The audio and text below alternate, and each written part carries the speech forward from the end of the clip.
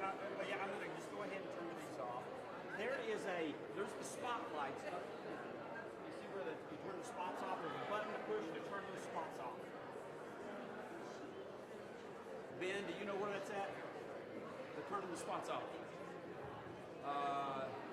No, there's one that turns them all off. Or all four of them. That's it. Boom. Got it. Thank you.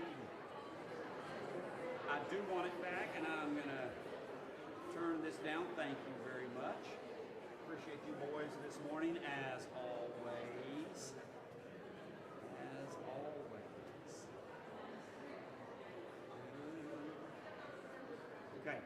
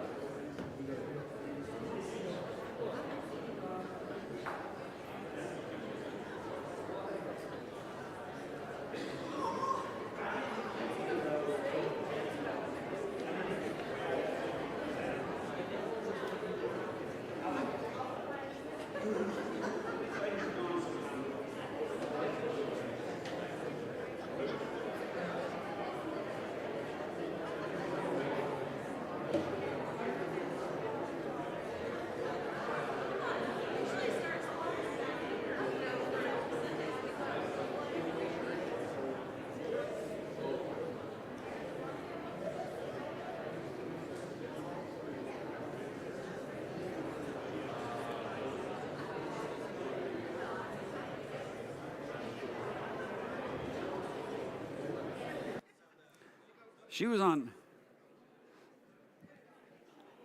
All right, boys and girls. We'll go ahead and get started. I know we're about 10 minutes late today. Preacher went long, as you know, but I knew it would. You know, I used to do these lessons like in part 1, part 2, and so, but, you know, I'm trying to get them all into one. So I just appreciate DJ and Brent and everything for really working to get me up there as fast as I could, because I knew I was probably going to be knocking on about 45 minutes or so. But you got to cover the material. It's too important. And so we're unfortunately a little bit shy of our normal length of time. But let's talk about archaeology in the life of Christ. That's what we've been doing here in this quarter. And so I have been thoroughly enjoying our trip over to the Holy Land as we are looking at sites associated with the life of Christ and some of the archaeology that is involved in these particular sites. And so today we are going to Bethsaida. And so as we go to Bethsaida, we're going to, first of all, let's take a look at some of the texts about Bethsaida. When we think about Bethsaida, Bethsaida was very important in the New Testament. There are about 7 references to Bethsaida in the New Testament. And in terms of kind of putting that in perspective, only Jerusalem and only Capernaum are mentioned more in the New Testament than Bethsaida. And so let's take a look at these places where we read about Bethsaida. John chapter 1 verse 44. First thing we learn about Bethsaida is at least 25% of the apostles are from there. I say at least because there's some question about maybe Nathanael also, but the text clearly says this. The next day Jesus decided to go to Galilee. He found Philip and said to him, "Follow me." Now Philip was from Bethsaida, the city of Andrew and Peter. So Andrew, Peter, and Philip were at least all from Bethsaida. So this is the hometown of these three. John chapter 12, staying in John. You got 2 references to Bethsaida in John. You got 2 references in Mark. You got 2 references in Luke. You got 1 reference in Matthew. John chapter 12, verse 21, 22. Now among those who went up to worship at the feast, this is the setting now is in Jerusalem, were some Greeks. And so these came to Philip, who was from Bethsaida in Galilee, and asked him, Sir, we wish to see Jesus. And Philip went and told Andrew. Andrew and Philip went and told Jesus. And so there again is a reference to Bethsaida being Philip's hometown. All right, Mark chapter 6 and verse 45 and 46. Immediately he, that is Jesus, made his disciples get into a boat and go before him to the other side, to Bethsaida, while he dismissed the crowd. And after he had taken leave of them, he went up on the mountain to pray. Okay, Luke chapter 9, verse 10 and 11. On their return, the apostles told him all that they had done, and he took them and withdrew apart to a town called Bethsaida. When the crowds learned it, they followed him, and he welcomed them and spoke to them of the kingdom of God and cured those who had need of healing. And then Mark chapter 8, verse 22, and they came to Bethsaida. And some people brought to him a blind man, begged him to touch him, and he took the blind man by the hand, led him out of the village. And when he had spit on his eyes and laid his hands on him, he asked him, Do you see anything? And he looked up and said, I see people, but they look like trees walking. It was so blurry, he couldn't tell the difference between a tree and a person, except these trees were moving, so he knew they were people.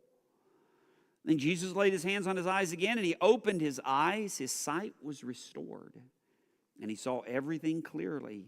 And he sent him to his home, saying, Do not even enter the village. It's a great text.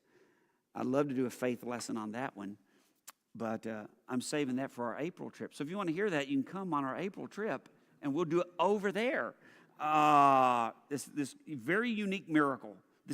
There's some things about this particular miracle. It is, first of all, it's unique to Mark. And second of all, Jesus, we never see this like 2-stage healing. All of Jesus' miracles are instant. And so you never see that. And Jesus never, when he performs a miracle on somebody, he never asks them, about the effectiveness of it. When he opens the ears of a deaf man, Jesus doesn't go, Hey, how's your hearing now? Or when, he talks to someone who's paralyzed and doesn't get a voice, Are you feeling any pain there? He just never does that. But here he goes, Do you see anything? And so it's a really unique miracle. And so, but that happened here at Bethsaida. Luke chapter 10, verse 13, of course. And this same statement essentially is made in Matthew chapter 11. Woe to you, Chorazin! Woe to you, Bethsaida! For if the mighty works done in you had been done in Tyre and Sidon, they would have repented long ago, sitting in sackcloth and ashes. But it will be more bearable in the day of judgment for Tyre and Sidon than for you. And you, Capernaum, will you be exalted to heaven? You shall be brought down to Hades. Okay. And I forgot my notes in my office, but that's okay. We will go noteless today. That's all right. I'm sure you can't find them in there, darling. I did clean my desk off recently, but it's still, not clean's a relative term. And so, okay. So those are the 3 cities. Matthew chapter 11. They're also in Luke. Both of them mentioned these are the 3 cities that Jesus cursed. Now, we've already been to Capernaum, and so, by the way, I learned to do this now, the little laser pointer. That's a new one for me.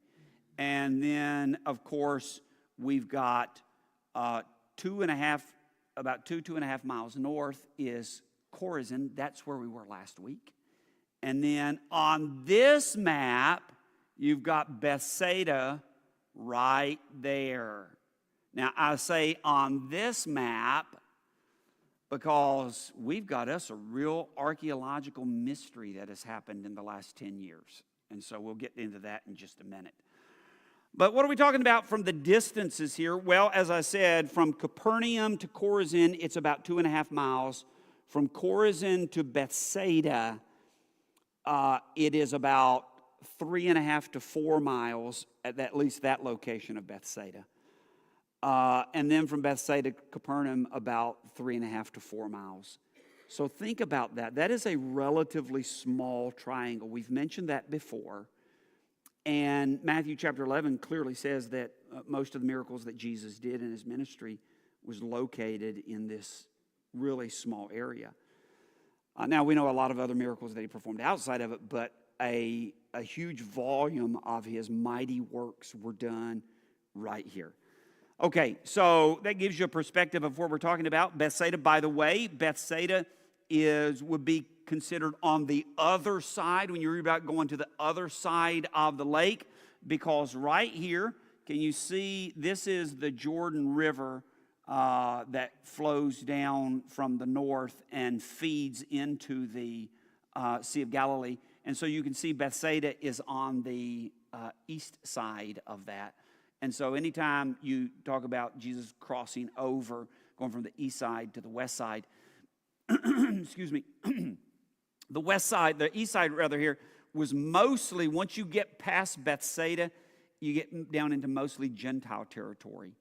And there's a place where the swine miracle was performed. And we were going to go there, but we lost last Sunday because of the storm. So we're going to have to bypass that in this class and get to Jerusalem because we've only got like 3 classes left. Oh, excuse me. So the other side. So Bethsaida's on the other side there of the Jordan River. Okay. Now, as we look at this, I want you to look here at this right here. I'm kind of circling it with my laser. This spot, you can see the excavations here. That is the spot that the Israeli government has recognized for several years as Bethsaida. That first sign that you saw as we started this, that's here at this particular site, Bethsaida. Here is kind of another view, another perspective of it. This is looking away from the lake, but here you can see from the lake in the distance here. And we're talking about from this spot to the lake, we're talking about 1.5 miles. It's about 1.5 miles from the lake. Bethsaida is one of those cities that was lost to history. Even though it's so prevalent in the New Testament, it was just lost to history. And people began to identify likely sites in the 19th century. In the middle of the 19th century, and that is in the middle of the 1800s, the father of biblical geography, a man by the name of Edward Robinson, he suggested that this site right here where all these excavations are, it's a place called Et-Tel. And he suggested back in the mid-1800s that this is the most likely spot for Bethsaida. When we get into Jerusalem and we're looking at this, the street level from Jesus' day, and there's kind of the remnants of an arch you'll see coming out of Solomon or King Herod's, the temple platform. It's called Robinson's Arch. He discovered that as he dug down. But Edward Robinson, he was the one in the 1850s who suggested this was the site. Now, a man by the name of Dr. Rami Arav began to excavate this site in 1987. He was an Israeli archaeologist associated with the University of Nebraska. And Dr. Arav, as he excavated for like the next 32 years. And so he really did extensive work here, and he convinced most, not all, but he convinced most people that this was the site. In the year 2000, there was a very influential article that came out in Biblical Archaeology Review. I'll never forget it. It was so important to me. I remember getting it, and I remember reading it and devouring that. A long article, and as he talked about all of the excavation and all of the evidence that points to this spot, Bethsaida has been found. It convinced the Israeli government. That's why it is officially and marked now and signed now and developed so that buses can come and tourists can go there. And so it's been that way for a while. I remember back in 2006 when we went there, I actually met Dr. Arav. He was actually there digging when we went. And he was so gracious, I was like starstruck and I think I had on my possession a copy of his article with me as I got there. And so I was kind of starstruck and got pictures of Dr. Arav. And he was so kind, he gave our group in 2006, this was when I was in Maryville, he gave us a private lecture. It was just fantastic at Bethsaida. And so, and he was just so into it. And I finally had to say, Dr. Rob, I hate to say it, we've got to go. I could stay here all day and listen to you. But we had to go. So he convinced a lot of the scholarly community that this is it. This is the site. But as we think about it, and there's a perspective of kind of an aerial view of the site again. And you can see here, this down here is... right down here is, where the buses pull in. There's your, it's developed for tourists now. There's your restrooms and everything. And what we would do, we walk up through here, and there's this place right here that's covered, and you can sit, and it looks this way toward the Sea of Galilee, and that's where we usually go. But over here, as you come over here east, there's a little trail that comes east, and right here, we're going to zero in on it here in a second. They also found incredible Iron Age remains from the 8th century, the 700s BC. And so this was a settlement that had been there for a long time. Here we are. Let's zoom in on it. And this is where I met Dr. Arav. Here's the spot. And he popped his hood, his trunk, and he had boxes of T-shirts with the Bethsaida excavation project on it. And we all bought T-shirts from Dr. Arav to help us support the excavation. And they were excavating this road that was from the 8th century. And it comes to this plaza right here, this paved plaza, paved with flagstones. And then it enters into this gate. And can you see these chambers? Right, here's one, and here's one, and here's one. We're going to see a better shot of it. This is a 4-chamber gate from the 8th century. Here you can see it a little bit better, right here. 1 chamber, 2 chambers, 3 chambers, and 4 chambers. So people in the 8th century, they would come up through here, and they would enter the old city, not New Testament, Old Testament Bethsaida. Now, as you walk in, by the way, this is really cool about this. Let me get here. As you walk in and you come and you turn and you walk into what the old city of we think it's Gesher. I will go back to that in a minute. And you go into this chamber on the right. You look to this one on the right. 18 arrowheads and spearheads from the Assyrians were found in that, and a burn layer. What that means is in the 700s, when Sennacherib came to Israel and destroyed the northern kingdom, they destroyed the city that was here. And those are the remnants of the Assyrians. And archaeological confirmation of Scripture coming through the northern kingdom and laying to waste all of the cities of Israel at that time. Now let's kind of look at the gate here. There's me a long, long time ago. And so I want you to look at this. This is as you go into the gate here. This is going into the gate. Here's that first chamber back here, and then the second chamber up here. But I want you to zero in on this. This is most likely a high place. This stone that you see right here, that is a replica. What was found here was actually a stone that size in 5 pieces. And on those 5 pieces, there was this horned image. And it probably sat where this sits. And what this probably was, and you can see me kind of stepping up on it before you go to the gate, that probably was the chief deity of the city that was there in the 8th century BC.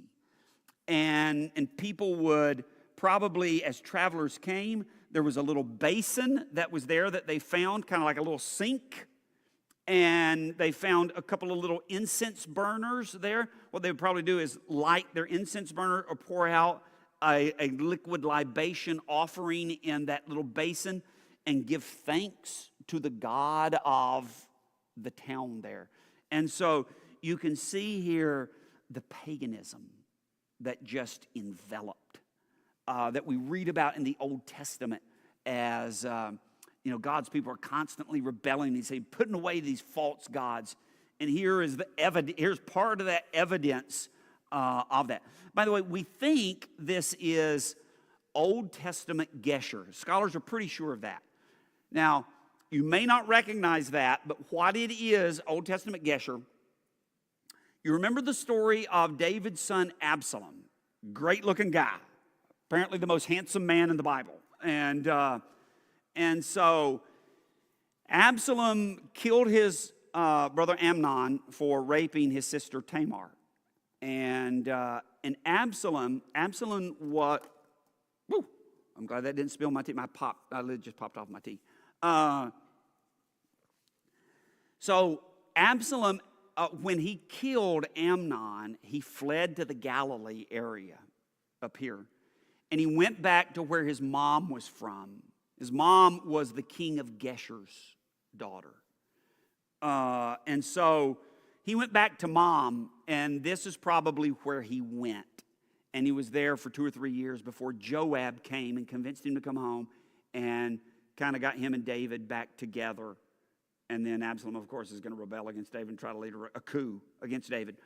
But now this dates is a couple of hundred years after Absalom, but they've done archaeological soundings underground, and they're pretty much certain that the 10th century gate from Absalom's time is right underneath this. And so, as you're there, it's pretty cool thinking about that is probably where Absalom came to, and in this whole Game of Thrones back in the Old Testament and everything. But this goes back to Old Testament. But so the findings here, the most impressive findings are from 8th century BC and this gate structure here. Okay, I told you in the year 2000, Dr. Arav wrote an article in Biblical Archaeology. Let me try that one more time. Biblical Archaeology Review, and that was very influential. Again, that was year 2000. This is the year 2020. This came out 5 years ago. And look, I don't know if you can see the title. Yeah, you can. It says, where exactly was biblical Bethsaida? Because now, and the one here, this over here, is what we just looked at. This site right here, Et Tel. On the other side of the cover, there's another site. Then it's called El Araj. Now, I said a lot of people were never really fully convinced that Et Tel was biblical Bethsaida because there was just some problems with it. What was one of the problems? Can you guess? What? It's not. In the New Testament, it's a fishing village, and it's 1.5 miles from the water there. And so it's like, what's up with that? And so Dr. Arav and his team had an answer. They did the most thorough and the most extensive geological study of the northern shore of the Sea of Galilee than has ever been done. What they discovered was at the base of Et Tel, there's marine clay, comes right up to the base of it. And there are marine microorganisms, which suggests that at one time the water was up there. And then as they studied the plain of Bethesda, that's that stretch partially between Et Tel and the lake, that it shows the evidence that an earthquake, probably in the 4th century, we know there was a massive earthquake in the 4th century, shifted the geology, the rock and all from the plain of Bethesda, and it cut off the lake. There's evidence of that.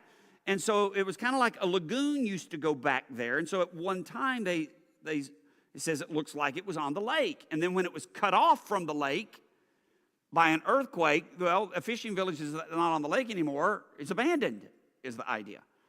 And so Dr. Arav had his explanations. But a lot of people still say that.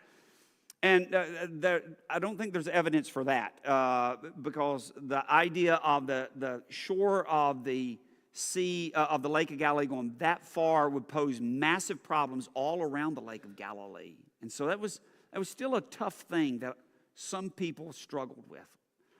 Also, the elevation of Et Tel, it's like 20 feet above sea level. And so even if the lake was back there, it still would have really set high in terms of where you'd put a fishing village. And then there's the fact that there's almost no Roman remains there. And one of the things we know is that Josephus, who was a Jewish historian in the first century, we're going to see this in a minute, he wrote that what Herod Philip did, Herod Philip was one of Herod the Great's sons who was given a parcel of land to rule, and it was this part of the Galilee, the north of the Sea of Galilee. He built a town up there dedicated to the Caesar, and to distinguish it from Caesarea on the coast, he called it Caesarea Philippi, Herod Philip. And so Herod Philip, Josephus told us in the middle of the first century, he said, Bethesda, Herod Philip took Bethsaida, which is on the lake of Gennesaret, the Sea of Galilee. So Josephus said it's on the lake. And he turned it into a polis, a Roman polis, which means a Roman city. And more inhabitants came and fortifications came. And so, according to Josephus, in the first century, Bethsaida became a Roman city. Well, there's almost no Roman remains at Et Tel. So that was a problem. Well, there's another site that for years, even in the 1800s, other people said, no, I think this is more of a reasonable candidate. This is more of the candidate for Bethsaida. When we get all the biblical topography and everything that Scripture says about it, we should be looking right here. And there was some remains, very little, but there were some remains down close to the lake shore, and it was called El Araj. And so what happened at El Araj is... And I don't know if you can see it well here. Here's kind of, you can see, this is Et Tel, traditional Bethsaida. Here is new Bethsaida, El Araj, and there's about a mile between them. And so, but here in 2014, a couple of archaeologists got permission to do what's called a shovel survey. And what a shovel survey is they lay out 5 archaeological squares. An archaeological square is 5 meters by 5 meters, and they do a shovel survey. That means they go down 30 centimeters, about a foot. They go down, and they see, is there any reason, do we uncover any reason to say, this justifies some more looking? Well, they did a shovel survey in 2014, and when they did a shovel survey, they're like, yeah, because they found a lot of Roman remains in that foot. And they go, we need to check this out. So in 2016, about 9 years ago, this summer it'll be 10 years, but in 2016, the site at El Araj, much closer to the shoreline of the Sea of Galilee, began to be excavated. A full excavation started. That excavation is still going on today. It's not designed yet for tourists to come back. I'm hoping in April, at least the bus can drop us off somewhere and we can do a short walk back to it. I've never been there personally because it's relatively new and the findings are relatively new. But a shovel survey, there it is. You can see how close that is to the Sea of Galilee, but I know what you're thinking, and you can see that, by the way, the Jordan River there coming down. Well, it's still not on the Sea of Galilee. Well, it is located at the high water mark on the Sea of Galilee. There, by the way, some of the remains there. Here you can see the high water mark. This is where the high water mark when the Sea of Galilee is. Remember, the Sea of Galilee today and has always, it'll recede in times of drought. It'll go back in times of good rainy seasons. And so it is right on the high water mark of the Sea of Galilee.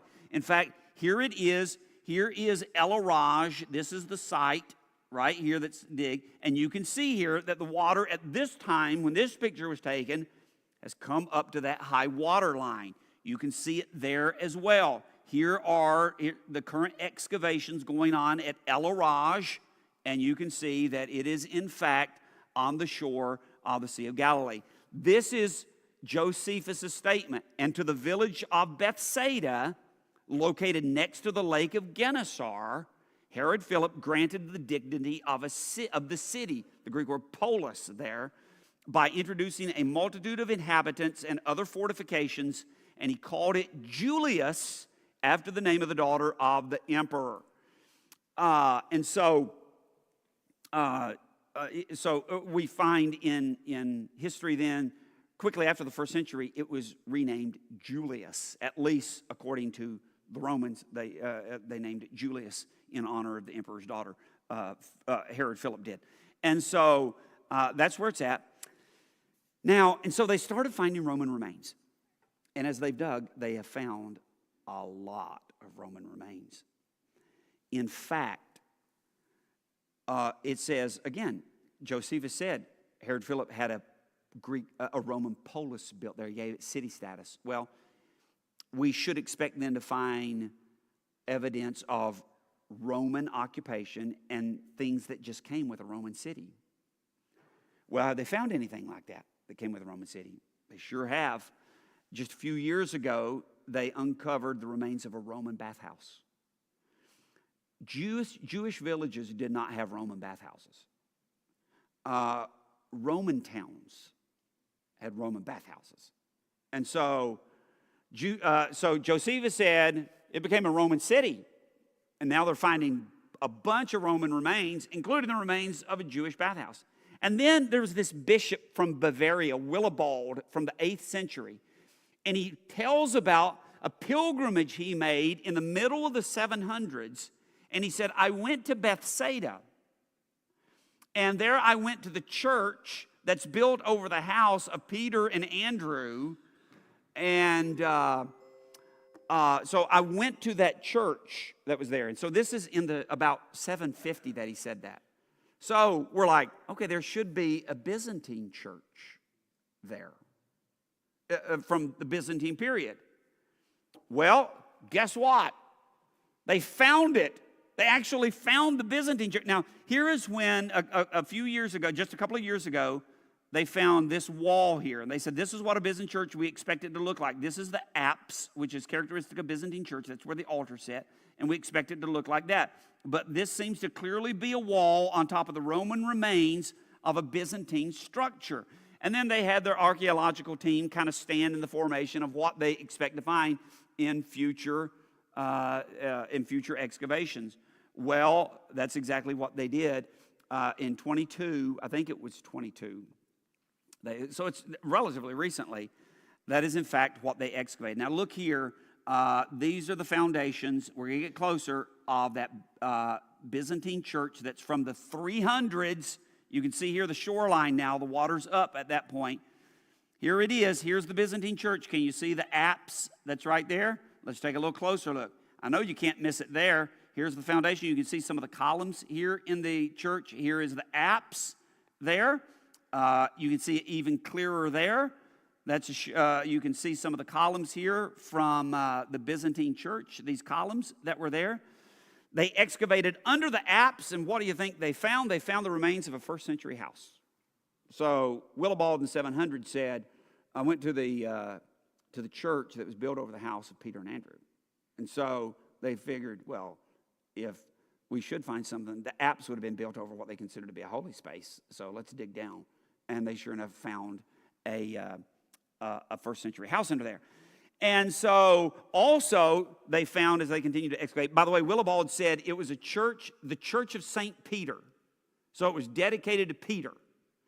And so they found a couple of these beautiful mosaics. This Byzantine church from the 300s was paved in mosaics. This particular one here was a dedication to this, this word right here, EP, epsilon P, iota, episkopos is the idea. A bishop there apparently made a great contribution in helping bring this church about, but that wasn't the only inscription that was found.